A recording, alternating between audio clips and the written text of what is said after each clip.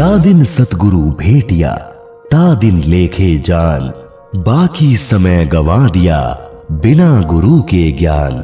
जिस दिन सतगुरु मिलते हैं, उनका उपदेश प्राप्त होता है, वह दिन मानव जीवन का सबसे महत्वपूर्ण दिन होता है। उसी दिन से उस जीव के मानव जीवन की वास्तविक शुरुआत होती है, जिसे बोध दिवस के रूप में जाना जाता है। आज 17 फरवरी को जगत गुरु तत्वदर्शी संत रामपाल जी महाराज का बोध दिवस है, जिन्होंने दुनिया को आध्यात्मिक ज्ञान की वास्तविकता से अवगत कराने के साथ साथ एक ऐसे लोक का संदेश भी दिया, जहां जाने के बाद मनुष्य आवागमन अर्थात जन्म मरण के चक्र से छूटकर मृत्यु रहित शोक रहित संसार में सदा के लिए निवास करता है। आध्यात्म की जिस अनसुलझी गुत्थी को बड़े बड़े वक्ता, ऋषि, महर्षि, ज्ञानी, ध्यानी, विज्ञानी नहीं सुलझा पाए, ऐसे अनसुलझे ज्ञान को सुलझाकर समाज सुधार का विशेष मूल मंत्र देने वाले सादगी युक्त महापुरुष संत रामपाल जी महाराज का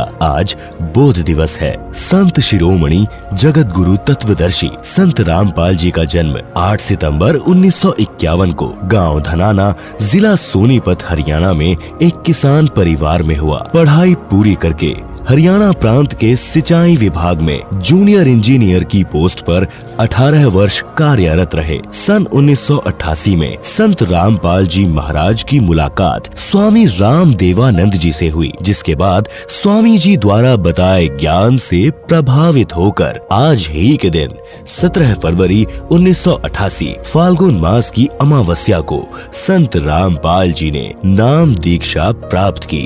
सन 1993 में स्वामी रामदेवानंद जी महाराज ने संत रामपाल जी महाराज को सत्संग करने की आज्ञा दे दी और 1994 में नाम दीक्षा देने का महान दायित्व सौंपा। तब से आज तक संत रामपाल जी महाराज अपने सतगुरु के आदेशानुसार संघर्षों से बेपरवाह होकर तत्व ज्ञान को जन जन तक पहुंचा रहे हैं। इसी कड़ी में संत रामपाल जी ने अपनी सरकारी नौकरी से भी इस्तीफा दे दिया, क्योंकि इस नवीन ज्ञान को समाज में स्थापित करने के लिए अधिक समय व संघर्ष की आवश्यकता थी। संत रामपाल जी का उद्देश्य है कि सभी मानव समाज पूर्ण परमात्मा कबीर जी की यथार्थ भक्ति साधना करे और जन्म मरण के चक्कर से निकलकर अमर लोक अर्थात अपने निज घर सतलोक में वापस लौटकर आनंद से रहे। इस सत्य ज्ञान को समाज में स्थापित करने के उनके संघर्ष में उन्हें अपने जीवन का एक लंबा अरसा जेल में भी बिताना पड़ा, लेकिन जेल यात्रा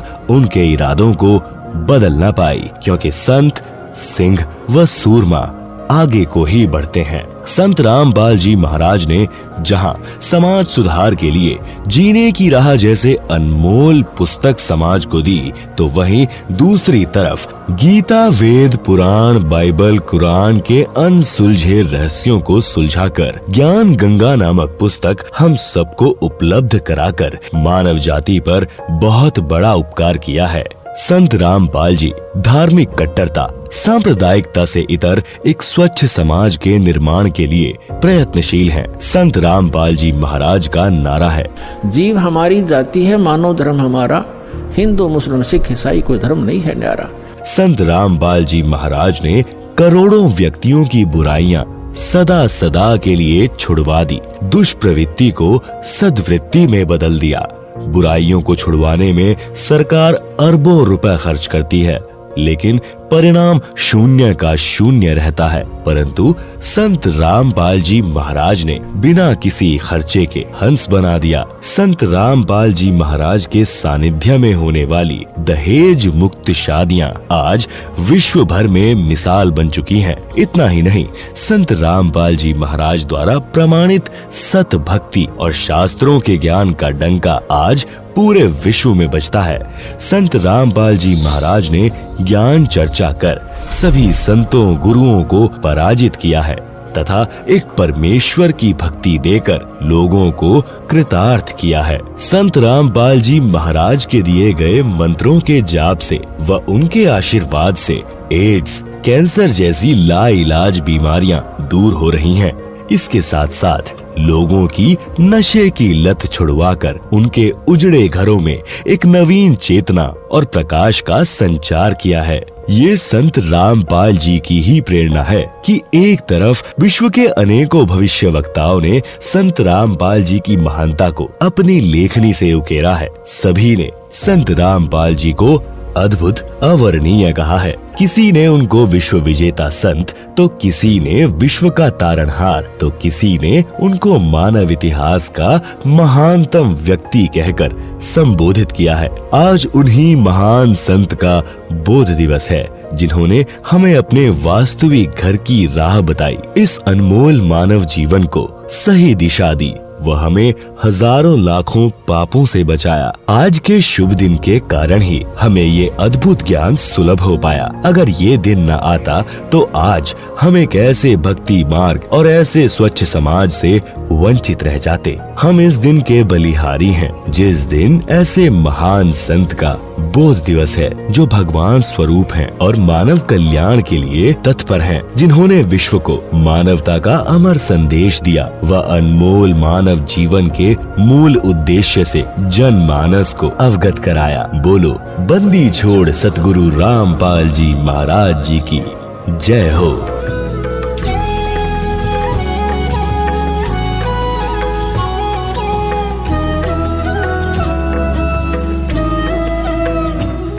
परम पिता परमात्मा पूर्ण ब्रह्म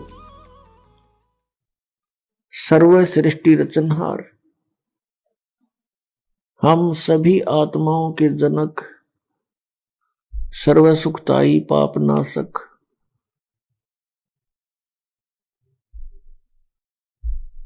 सर्व दुखों का निवारण करने वाले, सर्व सुखदाई, ये परमात्मा परम अक्षर ब्रह्म है।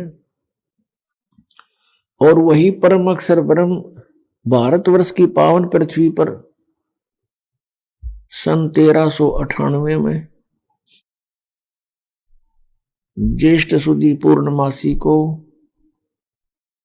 सुबह सुबह ब्रह्म मुहूर्त में अपने सतलोक से गमन करके वहां से गति करके आए, एक शिशु रूप धारण करके कमल के फूल पर विराजमान हुए।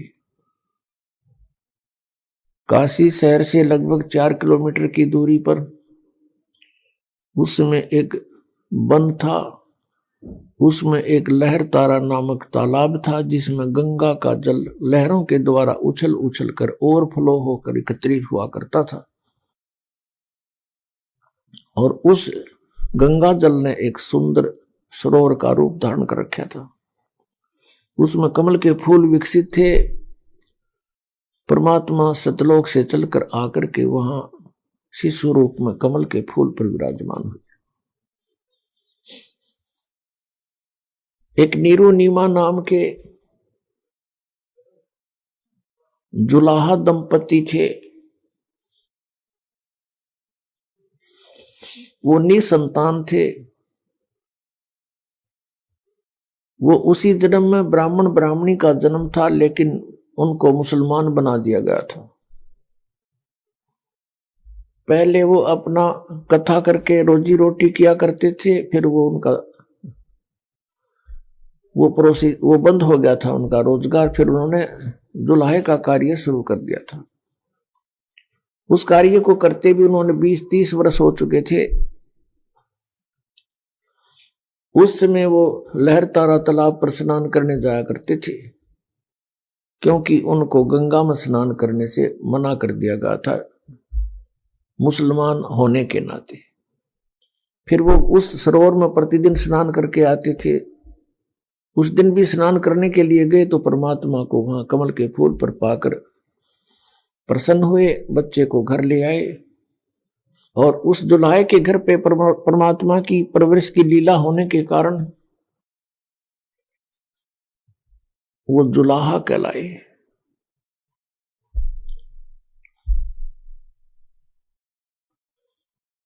परमेश्वर स्वयं आकर के अपना ज्ञान बताते हैं और कहते हैं कि अवगत से चल आए, कोई मेरा भेद मरम नहीं पाए। मात पिता मेरे कछु नाही, ना मेरे घर दासी, और जुल्हे का सुत आन कहाया, जगत करे मेरी हंसी। परमात्मा ने बताया मेरा कोई माता पिता नहीं है और ना ही मैंने कोई विवाह किया था, मेरे घर पर पत्नी नहीं थी, और जुलाहे का पुत्र आन कहाया, यो जगत करे मेरी हंसी। उपहास करता है मेरा दानक दानक कह के।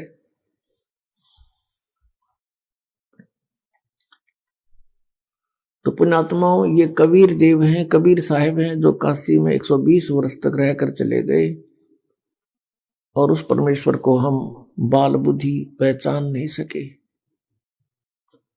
और जो हमारे गुरुवर थे वो हमसे भी बाल बुद्धि थे, महिमा की भूख थी उनमें। परमात्मा ने स्वयं आकर उनको समझाने की चेष्टा की, पर वो मानने नहीं, क्योंकि अपनी रोजी रोटी को उन्होंने मुख्य रखा। पुण्यात्माओं, आज वो शुभ दिन है जो इस दास को ये तत्व ज्ञान प्राप्त हुआ। आज वो शुभ दिन है जिस दिन इस दास का आध्यात्मिक जन्म हुआ। 17 फरवरी सन 1988 अमावस्या, मार्च यानी फाल्गुन की अमावस्या के दिन इस दास को पूज्य गुरुदेव जी से नाम की बख्शीश हुई थी, दीक्षा प्राप्त हुई थी। अब परमात्मा की रजा से आशीर्वाद गुरुदेव का, उसी दिन से ऐसी लगन लगी जैसे भूखे को अन्न मिल गया हो, प्यासे को जल मिल गया हो। ऐसी प्रेरणा हुई। जब ये ज्ञान आप समझ में आया तो सोचा कि सबको बता दूं, ढुंढोरा पीट दूं कि एक अनमोल ज्ञान हमारे पास है, हमारे गुरुदेव के पास है। इसी उद्देश्य से जो भी पास बैठता था परमात्मा की चर्चा शुरू कर देते थे। लेकिन नया ज्ञान और नया भगवान किसी के भी गले उतरने को तैयार नहीं था।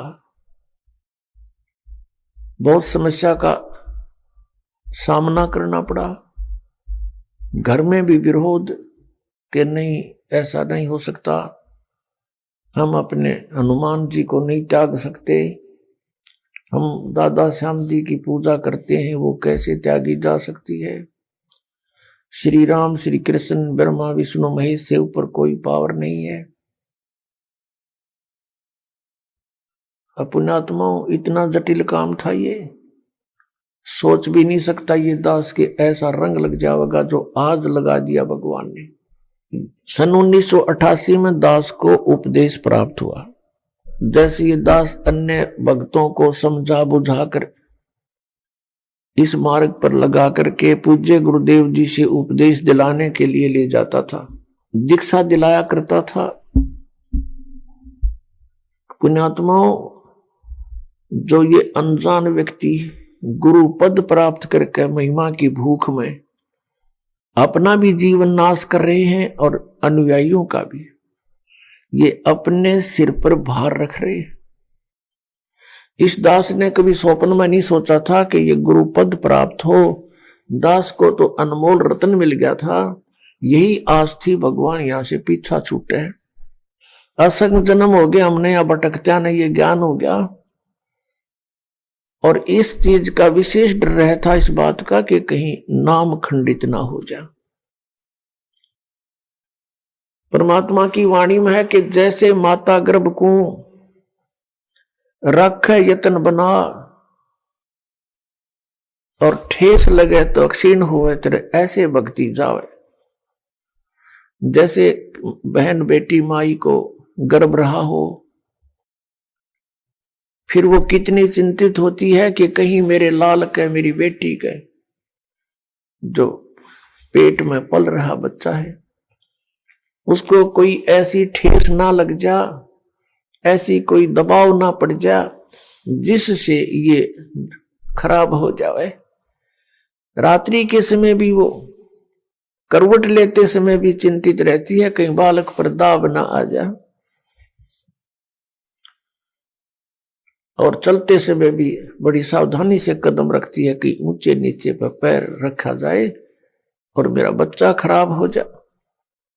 और ऐसी चिंता करके सावधानी बरत के वो एक लाल प्राप्त कर लेती है। तो यहां परमात्मा कहते हैं जिस दिन आपको उपदेश प्राप्त हुआ, आपके अंदर भक्ति रूपी बीज पड़ गया और आपके अंदर ये भक्ति रूपी लाल तैयार हो रहा है, इसके लिए आपने बहुत सावधानी बरतनी पड़ेगी। उसके लिए क्या सावधानी है? ये जो नियम बताए हैं आपको, ये मर्यादा आपने पालन करनी पड़ेगी अंतिम श्वास तक। और इसमें भक्ति को प्रफुल्लित करने का सबसे आसान फार्मूला है कि भाई जो गुरु बचन पे डट गे रकट गे फंद 84 के। भाई जो गुरु बचन पे डट गे रकट गे फंद 84 के। कट गे फंद 84 के, रकट गे फंद 84 के। भाई जो गुरु बचन पे डट गे रकट गे फंद 84 के। वस्तु मिली ठोड़ की ठोड़ मिटगी मन पापी की दौड़। वस्तु मिली ठोड़ की ठोड़ मिटगी मन पापी की दौड़। भरम मिटे मथुरा काशी के, भरम मिटे मथुरा काशी के। इसका सबसे पहला फार्मूला है गुरु जी की आज्ञा का पालन करना चाहिए। गुरु जी इज ए डॉक्टर, गुरु जी को एज ए डॉक्टर डील करे, और आप हो रोगी जन्म और मरण के, दीर्घ रोग के। और इस रोग के नाश के लिए जिन जिन वस्तुओं का परहेज है वो आपने रखना पड़ेगा। अब जैसे हाई ब्लड प्रेशर के व्यक्ति को नमक और चीकना वस्तु बंद कर दी जाती है, तो फिर उसने अगर जीवन चाहिए तो ये पथ्य रखना पड़ेगा। इसी प्रकार परमात्मा कहते हैं नाम बचे और पथ्य रहे। पथ्य माने यानी परहेज रखे तो मुक्ति में कोई दिक्कत नहीं आएगी। और ये परहेज कौन कौन से हैं? जैसे तम्बाकू, शराब और भाई ये और बकवाद, रिश्वतखोरी, लूटा खसोटी, मिलावट, तम्बाकू, मांस, ये शराब, ये प्रयोग नहीं करना चाहिए। ये तो वैसे भी एक सभ्य पुरुष का वैसे भी आहार नहीं है। ठीक है, हम कुसंगत घनी फैल गई अपने समाज में, मानव समाज में, और बच्चे देखम देखा फिर एक ये नकल बहुत जल्दी कर लेते हैं। बीड़ी पीता देखा बीड़ी पीने लग गए, सिगरेट पीता देखा नो टोर सी बना के आप भी सिर्फ पीवो बेसिक ना पर नो जरूर करने लग गए कुछ, फिर वो पीने लग गए। ऐसे ही शराब और मांस का एक दूसरे को देखकर हमने ये प्रचलन कर दिया, प्रचलन हो गया। पुण्यात्माओं, अब हम शुभ संस्कारी बनेंगे, शुभ अच्छे कर्म करेंगे, और हम जब अच्छे कर्म करेंगे तो हमें देख देख कर समाज भी हमें देखकर अच्छे कर्म शुरू करेगा। बच्चे सत्संग में आएंगे, यहाँ ज्ञान सुनेंगे, फिर आप जो यहाँ से तैयार करके भेजे जाते हो अपने अपने घर गांव नगर में, आपके व्यवहार विचारों को देखकर अड़ोस पड़ोस के बच्चों पर भी अच्छा असर पड़ेगा। तो एक समाज भी सुधरेगा और कल्याण भी होगा।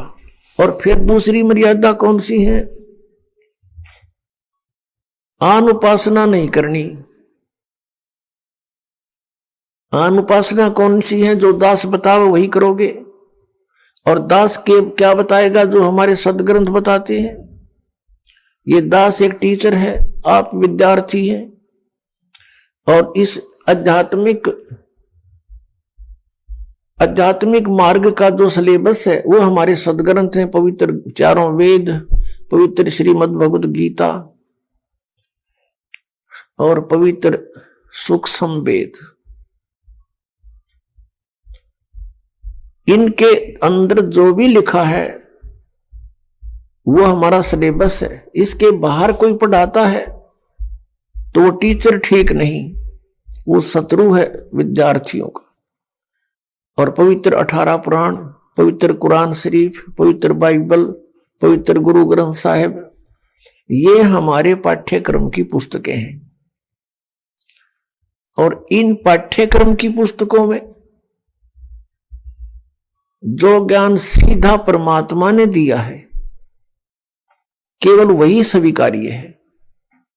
और फिर जिनको परमात्मा आकर प्राप्त हुए अपने विधान अनुसार, उन नेक आत्माओं को, और उन्होंने जो परमात्मा परमेश्वर को देखा सचखंड में, सतलोक में, और फिर सब स्थिति से वो परिचित हुए, उन्होंने फिर जो ज्ञान अपनी अमृतवाणी में लिखा है वो ज्ञान हमें मान्य है।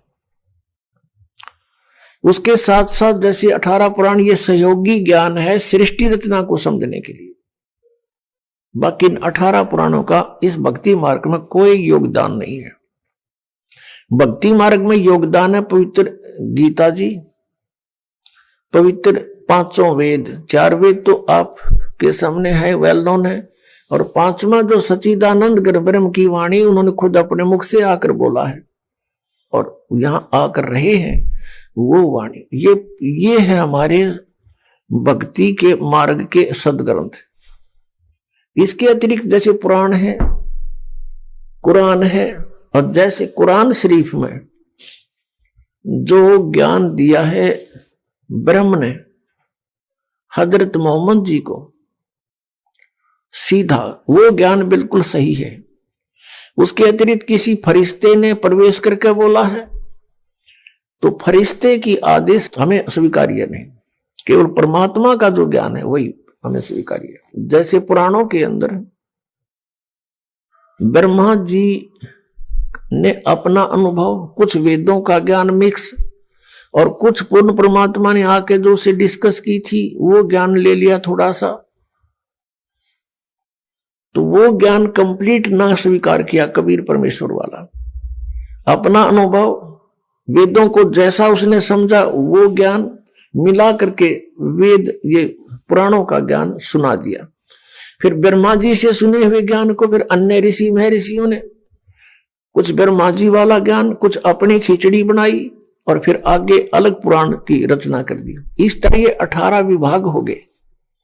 वैसे ये एक ही ज्ञान है, एक बोध कहलाता है। तो भक्ति मार्ग के अंदर साधना के लिए पवित्र वेद ही सफिशिएंट है, पवित्र गीता जी, और पवित्र 5वां वेद सूक्ष्म वेद, और वो पवित्र वाणी जो सदग्रंथ, जो महापुरुषों ने परमात्मा को जाना, परमात्मा का साक्षात्कार हुआ, सतलोक को देखा, उनका जो विधि उन्होंने अपनाई भक्ति की, वही हमने अपनानी पड़ेगी, और तभी हम इस भक्ति मार्ग में सफल होंगे। इसके अतिरिक्त वे ऑफ वर्शिप यानी पूजा की विधि हमने पुराणों से नहीं लेनी है, हमने और किसी से नहीं ग्रहण करनी है, केवल वेदों से ग्रहण करनी है। तो श्रीमद् भगवत गीता में गीता का ज्ञान कौन दे रहा है? ये ब्रह्म सरपुरुष श्री कृष्ण जी में प्रवेश करके, और वो कह रहा 8वें अध्याय के 13वें श्लोक में कि ओम इति एकाक्षरम ब्रह्म विवहारण माम अनुसमरण ये परियाति तजम देहम सयाति परमाम गतिम। मुझ ब्रह्म का केवल एक ओम नाम है, बस, और कुछ नहीं। और इसको उच्चारण करके सिमरण करता हुआ शरीर त्याग कर जाता हुआ, यानी अंतिम सांस तक इसका सिमरण करता है, तो मेरे वाली परम गति को प्राप्त होता है। सयाति परमाम गतिम। अब ओम नाम से कौन सी गति मिलेगी? ब्रह्मलोक। और ब्रह्मलोक में गए हुए प्राणी भी जन्म मृत्यु माते हैं। गीता ज्ञानदाता कहता है कि अर्जुन, चौथे अध्याय के 5 और 9 में, दूसरे अध्याय के 12 में, 10वें अध्याय के दूसरे श्लोक में, कि अर्जुन तेरे और मेरे बहुत जन्म हो चुके हैं, तू नहीं जानता मैं जानता हूं। गीता ज्ञानदाता ब्रह्म है, ये ब्रह्मलोक में रहता है, लेकिन गुप्त रहता है। उसके ब्रह्मलोक में इसने क्या गलती, क्या जुल्म कर रखा है? धोखा देने के लिए नकली सतलोक, नकली अलखलोक और नकली अगम और अकय लोक बना रखे। इसको मालूम था कि कहीं इनको सच्चाई का पता चल जाए, ये भाग जाए यहां से, और स्वयं रहता है गुप्त, और वहां गुप्त स्थान से आकाशवाणी कर देता है। जैसे हजरत मोहम्मद को लेकर गए थे फरिश्ते, वहां जाकर छोड़ दिया ब्रह्मलोक में, और वहां आकाशवाणी आती है ऊपर से। सामने कुछ नहीं दिखा हजरत मोहम्मद ने, क्योंकि ये गुप्त रहकर काम करता है सारे। इसने कसम खा रखी है, प्रतिज्ञा कर रखी है इस काल ने कि मैं कभी किसी के सामने अपने वास्तविक शरीर में नहीं आऊंगा। तो पर्दे के पीछे से हजरत मोहम्मद को आदेश दिया कि तू 50 नमाज डेली करेगा। फिर वापस आने लगा तो वहां पर जो ईसाजी मूसाजी थे वहां उसमें पितरलोक में, उन्होंने कहा कि ये बहुत हो जाएंगी, कुछ क्षमा याचना करवाओ। फिर आखिर में ये 5 राख दी, 5 समय की। और पूरा मुसलमान समाज इसी ज्ञान पर आधारित है। अल्लाहु अकबर ये तो इनका मंत्र है। और 5 बार की नमाज मीन सतुति, यानी ज्ञान यज्ञ। जैसे गायत्री मंत्र बना रखा था इनने, और गायत्री मंत्र का वो जाप करा करते थे, ऐसे ही समझो इनकी नमाज है। तो ये नमाज केवल एक ज्ञान यज्ञ है, प्रार्थना है, ये मोक्ष मार्ग नहीं है। मोक्ष मार्ग के लिए मंत्रों की आवश्यकता पड़ती है, नाम के जाप की आवश्यकता पड़ती है। तो इस प्रकार ये ज्ञान जो अब आपके समक्ष आया है कंप्लीट, ये जो तत्व ज्ञान दास को प्राप्त हुआ, पुण्यात्माओं, ये अमावस्या का दिन इस दास के लिए और आपके लिए वरदान सिद्ध हो गया। इस दास के अंदर भक्ति प्रवेश हुई, भक्ति रूपी बीज गिरा, इसमें यू लाल बना, और जो आज आपका काम आ गया, ये शुभ दिन दास से भूला नहीं जा सकता। जा दिन सतगुरु भेंटिया, सो दिन लेखे जान, बाकी समय व्यर्थ गया बिना गुरु के नाम। परमात्मा की भक्ति मिलने से पहले जीवन हमारा मनुष्य का नहीं था। हम मनुष्य अवश्य थे, लेकिन कर्म मनुष्य के नहीं थे। कितना ही नेक आदमी है, शराब भी नहीं पीता, मांस भी नहीं खाता, तम्बाकू सेवन भी नहीं करता, किसी की आत्मा भी नहीं दुखाता, नेक नीति से रह रहा है, तो भी उसका जीवन व्यर्थ है। कैसे व्यर्थ है? अब जैसे एक व्यक्ति बहुत पाप कर रहा है, शराब भी पीता है, मांस भी खाता है, और भी अत्याचार करता है। अब वो अपने पाप इकट्ठे कर रहा है, और जो बिल्कुल नेक नीति से रह रहा है वो पापों से तो बचा है, और दोनों का जीवन व्यर्थ है। कैसे है? जैसे किसान 1 एकड़ जमीन को और खूब अच्छी तरह संवार के उसने बा के और उसको सब घास रहित करके और छोड़ दे, उसमें बोए कुछ नहीं, उसमें कुछ भी ना बीजे, और साथ में दूसरी एकड़ में ना उसको संवारा है ना उसको बाया है, उसमें घास फूस अड़ंगा पड़ा है, तो वो संवारा हुआ भी जिसमें बीज नहीं डाला और ना संवारा हुआ भी, दोनों यूजलेस एक जैसे है। उस संवरे सामरा के काम आया जब उसमें बीज ना बोया था। तो इसी प्रकार जो नेक आत्माएं हैं वो भी अपना जीवन व्यर्थ करेंगी। जो साधना नहीं करते और जो खोटे कर्म करें वो तो निराग पाप इकट्ठा कर ही रहे हैं। वो तो अंडरस्टूड है, उसको तो आम आदमी समझाइए अपने कर्म फोड़ा है पाप करके। और जो स्वयं भी भक्ति नहीं करते अच्छी आत्माएं हैं वो भी अपना जीवन व्यर्थ कर रहे हैं। इस जन्म में तो वो ना पाप करा, अगले जन्म में मनमाना करा कि नाइजीरिया में पैदा कर दे उस अच्छी आत्मा को जो भक्ति नहीं कर रहा, और वहां फिर जन्मते मांस खान लगेगा। कच्चे खाया करते थे पहले, तो ऐसा बुरा हाल था।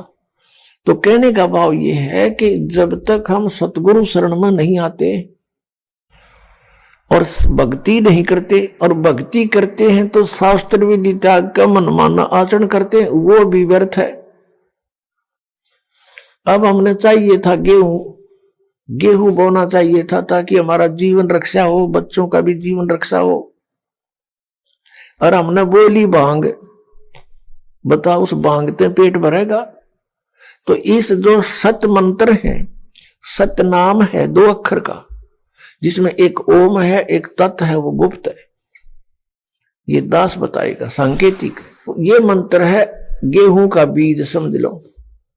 और इसको छोड़कर जो भी ये 5 नाम है, 3 नाम जो अकाल मूर्त शब्द स्वरूपी राम सतपुरुष ओंकार निरंकार ज्योति निरंजन, ये सतनाम आदि जो बना रखे है इन्होंने, या कोई केवल अकेला सोहम नाम देता है, सो बाहर बिला हम अंदर, ये इस तरह की बकवाद कर रखी है। ये सभी भांग बोरे हैं, इनसे सिद्धियां आ जाती हैं, और सिद्धियां इस जीवन की शत्रु होती हैं। तो पुण्यात्मा शास्त्र विधि त्याग का मनमाना आचरण कर रहे, वो भी व्यर्थ। तीर्थ व्रतों पर जाते हैं, ये गीता के विरुद्ध, क्योंकि श्रीमद् भगवत गीता एक आदरणीय ग्रंथ है, और इसमें गीता ज्ञानदाता ब्रह्म है, और ब्रह्म कह रहा है कि ना इसमें जय राम जय जय राम का कोई नाम जाप करने का आदेश है, इसमें केवल एक ओम मंत्र है। कहते मेरा सिमरन है ओम मंत्र का। फिर ये जोर देकर कहता है कि मेरे सिमरन से, ओम के नाम के जाप से ब्रह्मलोक प्राप्ति होगी, मुझे प्राप्त होगा, और मुझे काल को प्राप्त होकर प्राणी फिर जन्म मृत्यु में, क्योंकि इसकी भी जन्म मृत्यु। इसलिए 7वें अध्याय के 18वें श्लोक में अपने गति को भी अनुत्तम यानी घटिया कहा है। इसलिए इसने कहा कि तू 18वें अध्याय के 62वें श्लोक में, 15वें अध्याय के 4थे श्लोक में, कि तत्वदर्शी संत की प्राप्ति के पश्चात परमेश्वर के उस परम पद की खोज करनी चाहिए, जहां जाने के बाद साधक फिर लौट कर वापस गया। 18वें अध्याय के 62वें श्लोक में कहा कि सर्वभाव से अर्जुन तो उस परमेश्वर की शरण में जा, उस परमेश्वर की कृपा से ही तो परम शांति को और सनातन परम धाम को प्राप्त होगा, अर्थात फिर तेरी मृत्यु कभी नहीं होगी, सदा के लिए सुखी हो जाएगा। तो उसके लिए बताया है कि मैं नहीं जानता उस परम अक्षर ब्रह्म की साधना के बारे में। 4थे अध्याय के 32 और 34 श्लोक का निष्कर्ष है कि जो ज्ञान सच्चिदानंद घन ब्रह्म ने अपने मुख कमल से आकर बोला है यहां पर, और उसके द्वारा बोली गई वो अमृत वाणी में जो ज्ञान है, कबीर वाणी में, वो तत्व ज्ञान है। और 4थे अध्याय के 34वें श्लोक में कहा कि उस तत्व ज्ञान को तो तत्वदर्शी संतों के पास जाकर समझ, उनको प्रणाम कर, वो तत्वदर्शी संत तुझे फिर उस तत्व ज्ञान को बताओगे। अब 17वें अध्याय के 23वें श्लोक में कहा कि सच्चिदानंद घन ब्रह्म के पाने का इस 3 मंत्र का जाप है ओम तत् और सत। ओम तो सीधा है, तत् और सत गीता ज्ञानदाता को पता नहीं, कि ये बताओगे वो तत्वदर्शी संत, उनसे पूछ ले। तो ये दास है वो तत्वदर्शी संत इस वर्तमान में। आपको कब ये बात विश्वास होगा इस दास की, वो आपके भाग्य पर निर्भर करता है, परमात्मा की रजा पर निर्भर करता है। सचमुच मान लेना इस पृथ्वी पर 21 ब्रह्मांड में ये ज्ञान और ये समाधान इस दास के अतिरिक्त किसी के पास नहीं है।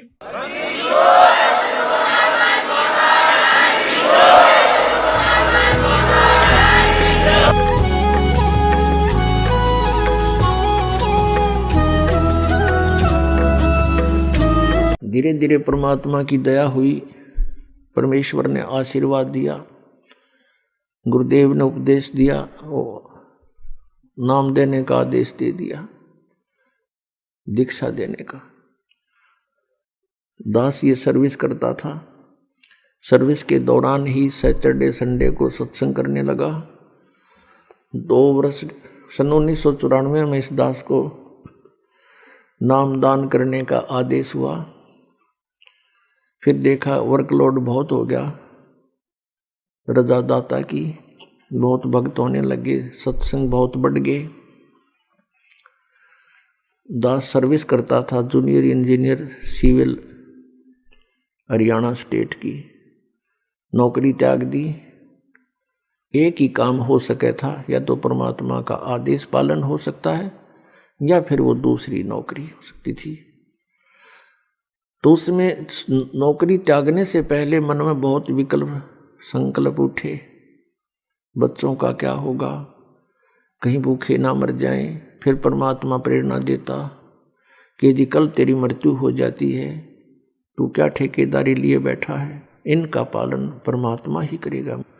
इस तरह की बहुत सी उतार चढ़ाव के बाद फिर परमात्मा ने दया बख्शी या सेवा दे दी, मजदूरी दे दी इस दास को, उसके बच्चों को जगाने की, उन धनियों को जगाने की। दास को एक कुत्ते की ड्यूटी मिली, भौंकने की। आप सभी धनी हो, आप पिछले पुण्यकर्मी प्राणी हो, आपको जगाना इसलिए आवश्यक है कि आपके चोरी हो रही है, आपकी अनमोल जीवन नाश हो रहा है। जो जाग जाता है कुत्ते के भौंकने से आवाज़ सुनकर, वो अपना धन बचा लेता है। और जो उस समय भी गफलत कर जाता है, सोता रहता है, तो सुबह वो देखता है तो उसका बहुत लॉस हो चुका होता है। तो पुण्यात्माओं, ये वो शुभ दिन है, ये शुभ अवसर है जिसके उपलक्ष्य में ये 5 दिवसीय समागम किया गया। फागुन की अमावस्या 17 फरवरी 1988 को इस दास को उपदेश मिला। इस दास का आध्यात्मिक जन्म हुआ। उस दिन के बाद एक नए जीवन की शुरुआत हुई। आत्मा में न्यारी उमंग हुई। दिन रात भक्ति, मालिक की वाणी, सतगुरु का संग करने लगा। सन 1994 में दास ने कभी ये सोचा नहीं था स्वप्न में कि मुझे कोई ऐसा जिम्मेवारी की पोस्ट मिलेगी, दास को ये नौकरी मिलेगी या मजदूरी मिलेगी। कभी भी नहीं सोचा था। दास क्या करता था, अपने आसपास के संबंधी मित्रों को, वैसे जो भी संपर्क में आता था, परमात्मा का ज्ञान सुनाता था, उनको तैयार करके अपने गुरुदेव से उपदेश दिलाता था। सन 1994 के अंदर गुरुदेव ने, मैं कुछ भक्तों को नाम दिलाने लेकर गया था। ऐसे बैठे थे बरंडे में, सामने सैकड़ों भक्त विद्वान थे। उस समय मेरे पूज्य गुरुदेव जी की आयु लगभग 105-6 वर्ष की हो चुकी थी और इतना सुंदर चेहरा था, लाल शरीर था। 104 वर्ष की आयु में उनका चेहरा देखने योग्य था, वृद्ध अवश्य हो गई थी। और एकदम कहा कि रामपाल इधर आ। मैं बहुत पीछे बैठा था। दास की हिम्मत नहीं होती थी उनके सामने, क्यों डर लगता था कि सतगुरु के दरबार में मेरी थर थर कांपे दे और ना जाने किसी बात पर मारा टूट न जावे दे, कोई ऐसी गतिविधि ना हो जाए जिससे गुरु जी क्षुब्ध हो जाए। इसलिए दास बहुत डर कर रहता था। नाम देने वाले आगे बैठे थे, दास बहुत पीछे बैठा था। और भी बहुत से नाम लेने वाले, दीक्षा लेने वाले आए हुए थे और दास भी 5-7 को लेकर गया था। वो भी उन्हीं में विराजमान थे। मुझे पुकारा, में आगे चला गया, बैठ जा, और कहा कि आज के बाद तू उपदेश दिया करेगा। और वहां उपस्थित सैकड़ों तो उपदेश लेने वाले थे और भी बहुत उनके पुराने शिष्य भी थे। सबसे बोल दिया कि आज के बाद मैं किसी का गुरु नहीं, और ये सब के गुरु हैं, इनसे दीक्षा लो। मैं एकदम घबरा गया, कति पसीने आगे दास के, और वो तो अंतर्यामी थे। मैं इस चीज से डर गया कि इतने जिम्मेवारी की चीज कदे दादा ने करी ना, पड़दादों ने करी नहीं, कि तो देखा नहीं, अनुभव नहीं ऐसा। वो तो अंतर्यामी थे, समझ गए कि चिंता ना करना, तेरे साथ रहूंगा, तेरे साथ मेरा आशीर्वाद सदा बना रहेगा। और फिर कहा कि विश्व में तेरे समान संत नहीं होगा। ये सब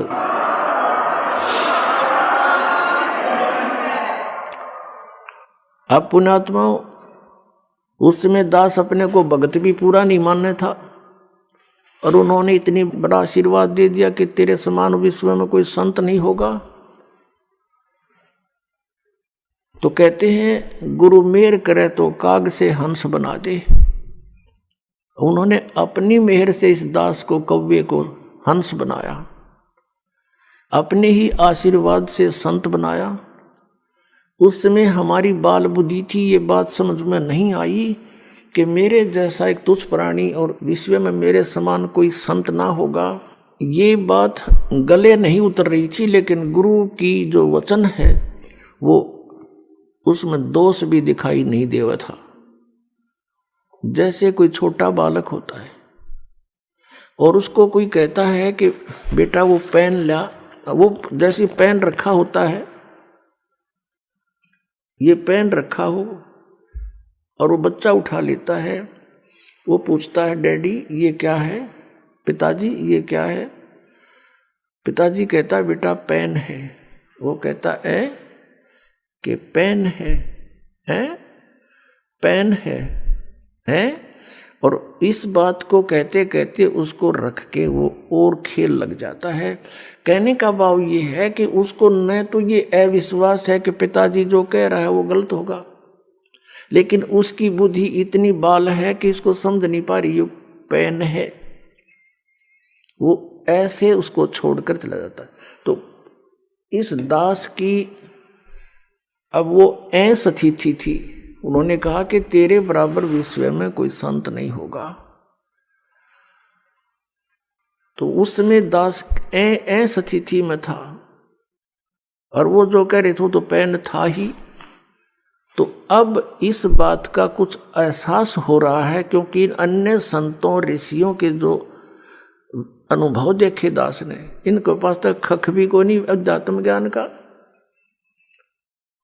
तो हम इस योग्य नहीं थे, गुरु जी के आशीर्वाद से हो गए, यो ज्ञान हो गया, बुद्धि खुली, और इन महर्षियों के अंदर इनके झांक के देखा, इनके खुले वो बोरे जिन पर ISI मार्क ला रखा, गोबर पर रखा था इन्हें सब ने। किसी के पास मोक्ष मार्ग नहीं, सबकी दुर्गति हुई। पिछले इतिहास बतावें, हमारे ग्रंथ कहते हैं कुछ, ये हमें बता रहे थे उसके विपरीत। तो ये संत नहीं थे। आज आपके समक्ष है, क्योंकि बुद्धिमान समाज है। तो पुण्यात्माओं, जिस दिन आपका आध्यात्मिक जन्म होता है वो आपका वास्तविक जन्म है इस पृथ्वी मंडल पर। शरीर के जन्म तो असंख्य हो लिए, जन्म तो वो भी है क्योंकि शरीर स्टार्ट हुआ, और अब आत्मा का जन्म समझो, आध्यात्मिक जन्म उसका उस दिन है जिस दिन सतगुरु मिल गए। जा दिन सतगुरु भेंटिया, सो दिन लेखे जाने, बाकी समय व्यर्थ गया बिना गुरु के ज्ञान। कि यही समय हमारा उस दिन से लेखे लगा जीवन, जिस दिन से पूर्ण संत मिले। नकली गुरुओं से उपदेश लिया हुआ व्यर्थ है। तो पुण्यात्माओं, अब प्रसंग चल रहा है, आगे गए ना बावड़े रहते भी सब जाही, बिन साहिब की बंदगी कहीं ठोर ठिकाना नहीं। अब जैसे आपका यहाँ मानुष जन्म है, यहां से मृत्यु हुई, पुण्य के आधार से आप स्वर्ग गए, पाप के आधार से नरक गए। जब आपका स्वर्ग का समय समाप्त हुआ, वहां से तुरंत वहां से बाहर फेंक दिया जाएगा। जैसे यहां मनुष्य जीवन पूरा होते ही आपको बाई फोर्स यहां से निकाल लिया जाता है, फिर नहीं एक सेकंड का भी, एक सांस भी आपको नहीं मिलेगा। और चलो धर्मराज के दरबार में, इतने पुण्य, चलो स्वर्ग में। अब स्वर्ग में भी बाई फोर्स, क्योंकि विधान है यहाँ का, सारा कार्य यहाँ पर हमारे साथ बाई फोर्स बलपूर्वक करा जा रहा है, हम स्वतंत्र नहीं है। जब तक हम परमेश्वर कबीर जी की शरण में नहीं आते हम परतंत्र हैं। तो जब आप स्वर्ग में गए, स्वर्ग समय पूरा होते ही कहते चलो जबरदस्ती नरक में, नरक का समय पूरा होते ही फिर चलो कुत्ता बनो, कुत्ते का समय पूरा होता चलो गधा बनो, गधे का समय पूरा होते ही फिर कभी 84 लाख योनियां भोग के फिर मनुष्य जीवन मिल गया, मनुष्य जीवन समय पूरा होते ही फिर चलो, या चलो चलो तो सतलोक में मिटेगी। अब जैसे गीता जी अध्याय नंबर 15 के श्लोक नंबर 1 से 4 में कहा है, अर्जुन जिसमें तत्वदर्शी संत तुझे मिले, उसके पश्चात इस अज्ञान को तत्व ज्ञान रूपी शस्त्र से काट के, अर्थात उस तत्व ज्ञान के आधार से साधना करके उसके पश्चात अच्छी तरह समझ के उसके पश्चात परमेश्वर के उस परम पद की खोज करनी चाहिए, जहां जाने के बाद साधक फिर लौटकर कभी संसार में नहीं आते, उनकी चलो चलो समाप्त हो जाती है। और पुण्यात्माओं कई भक्त बड़े चिंतित होते हैं, और मुझे तो एक बहुत बड़ा आश्चर्य है कि राधा स्वामी पंथ और धन धन सतगुरु पंथ, जय गुरुदेव पंथ, अंसा देश वाला का पंथ, ये बाल योगेश्वर सतपाल जी का और किसी का भी देख लो, सब कहते हैं भगवान निराकार है वहां पर सतलोक में, जैसा भी ये सतलोक जानते हैं, प्रकाश ही प्रकाश है, चेतन ही चेतन है, आत्मा उसमें ऐसे जाकर मिल जाती है जैसे बूंद समंदर में। बड़े आदमियों, ये कोई थ्योरी हुई थारी, ये कोई बात हुई?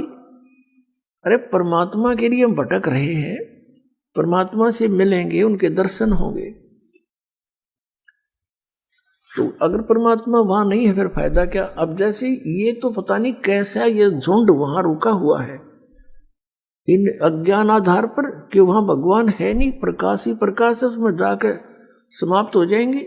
लेकिन एक आम विवेकशील व्यक्ति भी इस बात को सोचता है।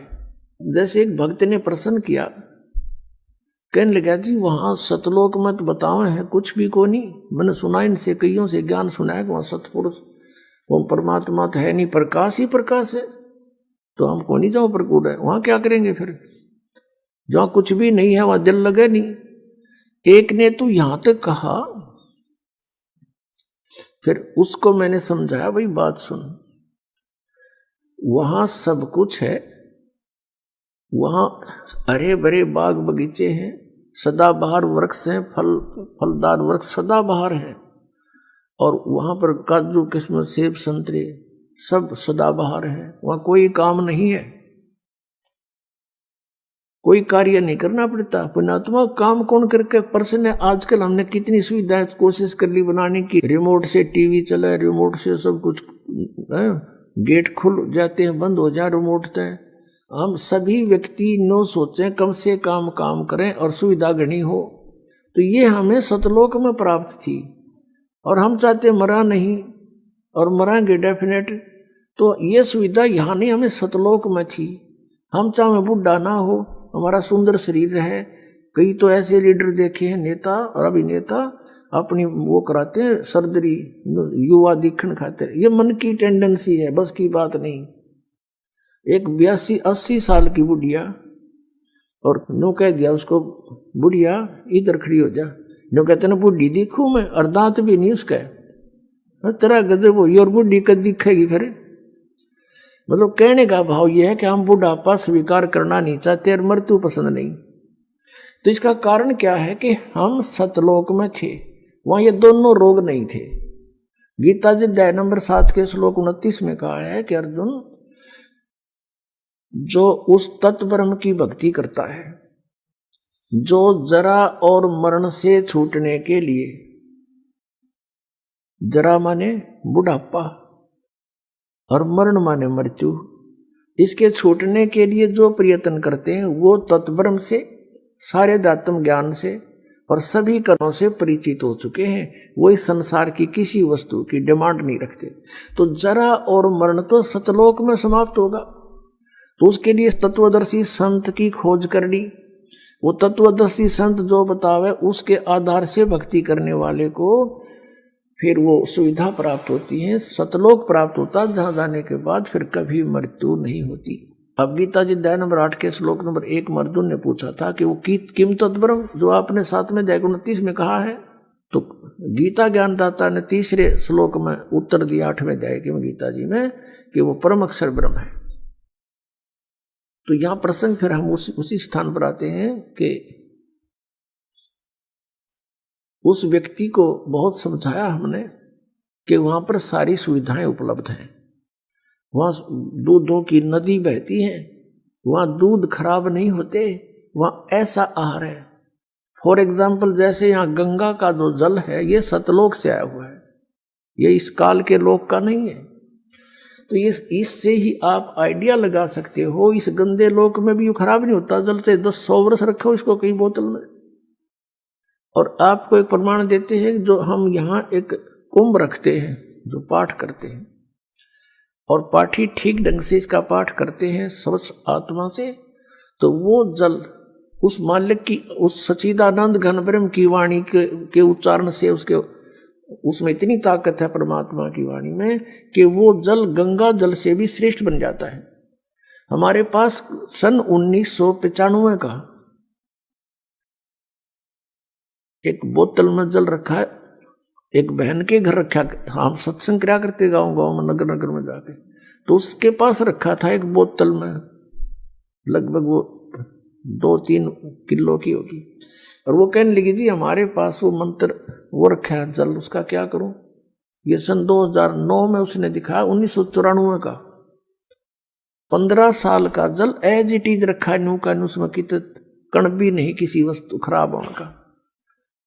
तो कहने का भाव ये है कि ऐसे पदार्थ हैं वहां पर, वो कभी व्यर्थ नहीं होते। नदी बहती है, दरिया बहते हैं, सरोवर भरे हैं दूध और दही सभी प्रकार की मेवा के।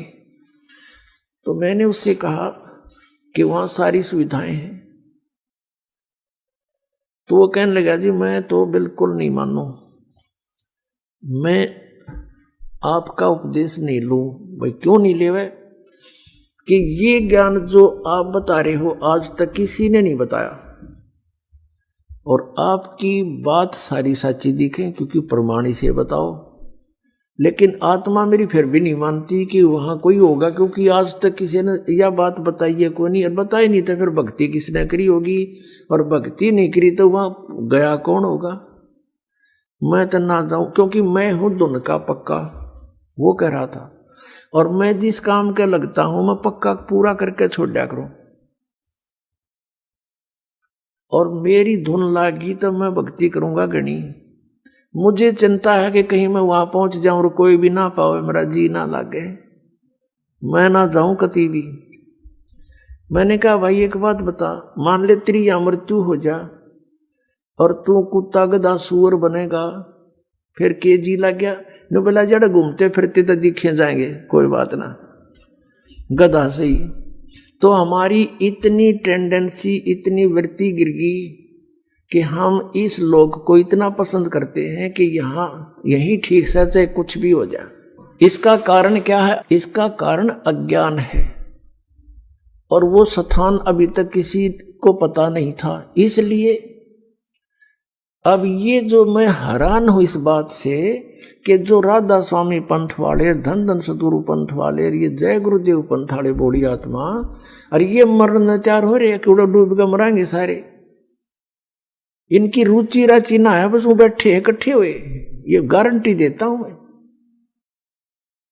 जब वहां कुछ है ही नहीं, इनकी रुचि कैसे बन सकती है? चलो वहां चलांगे इधर भगवान, और हम भगवान को देखेंगे, उसके दर्शन करेंगे, आत्मा खुश होगी, और उसके रोम, एक रोम को करोड़ सूर्य मिला दे, करोड़ चंद्रमा मिला दे, इतनी रोशनी है भगवान की। और परमात्मा कहते हैं जिस दिन सतगुरु भेंटिया 100 दिन लेखे जान, बाकी समय बर्बाद गया तेरा बिना गुरु के नाम।